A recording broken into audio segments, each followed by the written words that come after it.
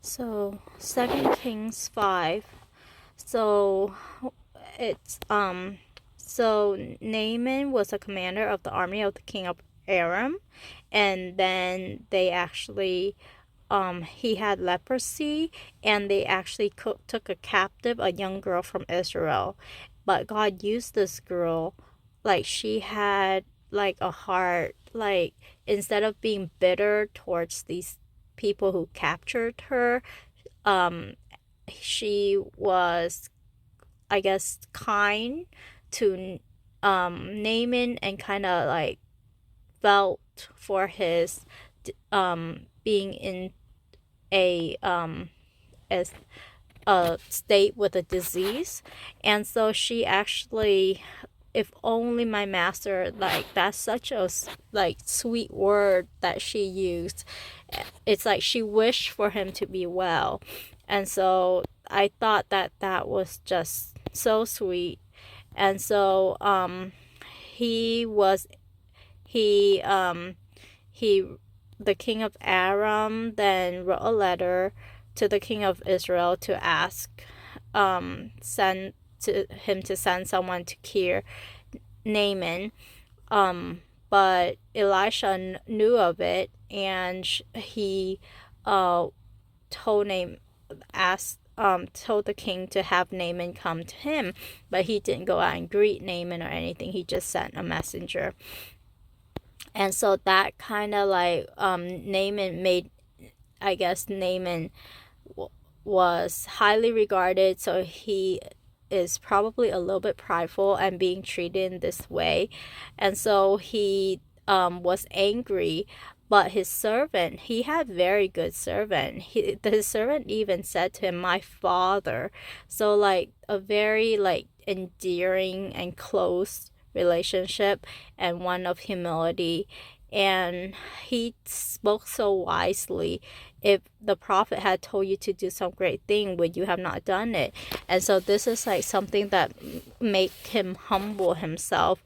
And he was comparing like like the Jordan with the rivers of Damascus. And so like he didn't think that there was anything special about Israel.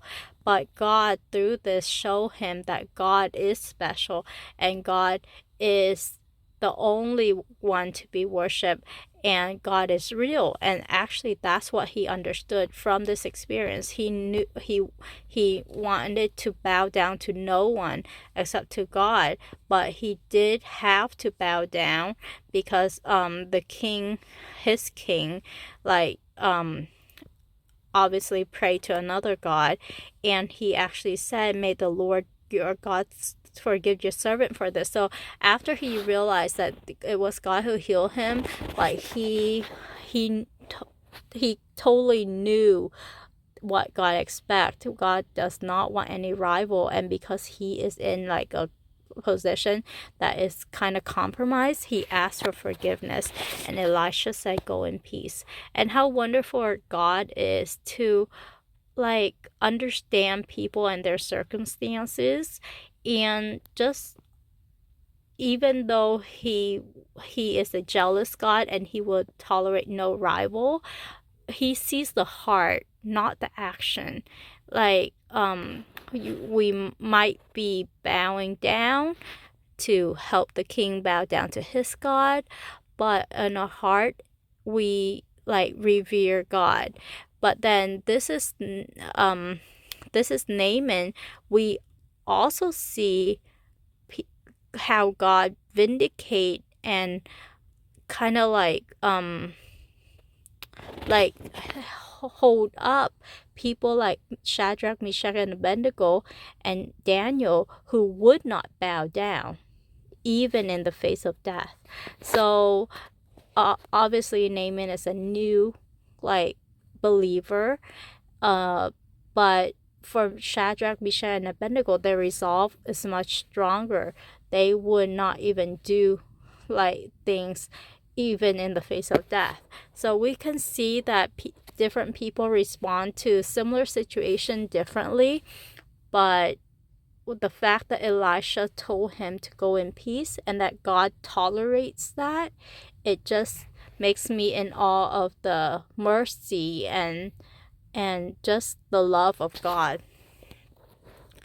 And so we know that Gehazi, Elisha's servant, was greedy, and in the end, he got Naaman's leprosy.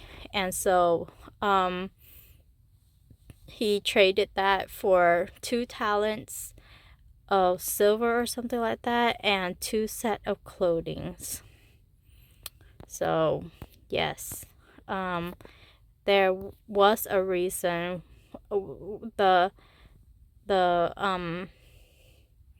Bible doesn't say like why Elisha wouldn't accept it, but there has to be a good reason. And it's interesting how in verse 26 it said, Elisha said, "Was not my spirit with you?" So Elisha, like, God allowed Elisha to see what Gehazi was doing, and he was not truthful to Elisha, and he was hiding stuff. So very interesting.